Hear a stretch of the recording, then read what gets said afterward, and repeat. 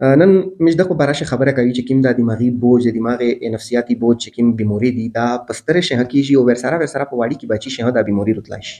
نو دا یو مثال موږ سره عبدالحق صاحب نوستای هغه سره موږ خبره کی چې د بیمور مخته او څنګه و بیا څوره دوی موږ ورکړو په څوره ټیم شوی بیمور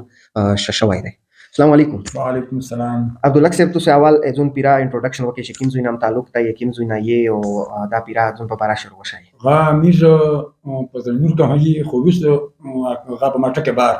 د غری په سیمه کې عبدالحق صاحب وست دار وشایا چې دا تو سے بیمور مخته څه څه پکېدل. داغه بیمور دمو بچایدو داغه اندازه دمر سخت تکلیف ورته چې د چې څومره ستلا د ماشوم نه 10-15 منټ مخته دوستی پروتاوا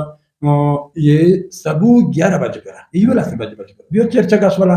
पाना देवरस्ते वस्ती चे किम चे चाय नन वतीश बाबुंदे अंदाजा د ویری پیرا میاشتیش فقط د دوی باندې چې دغه پیلا ډکاوا دتیوا چې څو د ورته و د داسکا بیا وستي ځاړو. اچھا مطلب یو قسم چار به بار کولا چې ژاغو د وتا کوم بیا به ژاړل ګیلا د تو بیا ګیلا ودار یو تا کیلو ورته ویلوړه چې مت داس ویلی او چې ورته و دی چې سر ور نشه انا په پښتو کې ورته چې سر ور نشه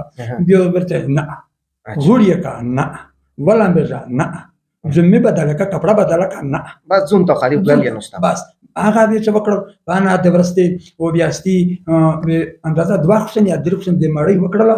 د دې ریز په یوه لږه کې چې دې نه خوړه بیا په 24 غنټه نه بعد بیا دوه درخشن وکړه باشه د دې نه چای و نه مړ نه هیڅ شي نه دی بس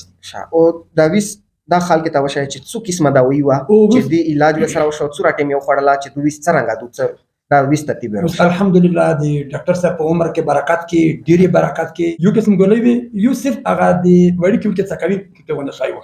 دا یې چورو یو مې ګولې درکړه یو مې څه کوي کای دوا شاینه په دوا شاینه مشته اسباب خدای معایا کا دمره د شو ګرځدل چې اندازه میاشنه توش په پوسه وته نن ګولو د مو سره بلغه بچي یقینا پر کې دنا یقینا علاوه دونت لرا نن د غاز هر سره غلیدو او الحمدلله شانه شپروغه نروغه ان شاء الله دبیلو زبردست مطلب ویسي هغه بیموري ټول ان شاء الله تکلیف ان شاء الله حل شي.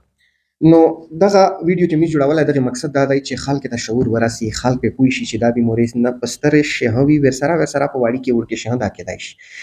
زه د عبدالحق صاحب ډیر شکرګزار یم چې د مشته دا انټرویو وکړه می سره خبرې وکړې امید لرم چې تاسو په دا بیموري او په دا کیسه باندې پوي شئ وستای مخته هم چې دغه رنګ نور ویډیو جوړاوي خپل دا وګونه شمیوت سته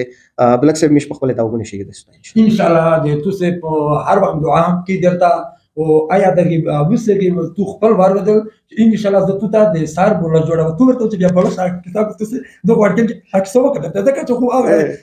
زه یو ته بولش روبره تو ته چې لته شي بولش چې هغه د بولش مخ راځي د بل څه په واسکوي ان شاء الله خالد اورته کوا دا د خالد اورته 24 غنټه ان شاء الله بدعا ان شاء الله تعالی ډیره مهرباني ډیره شکر.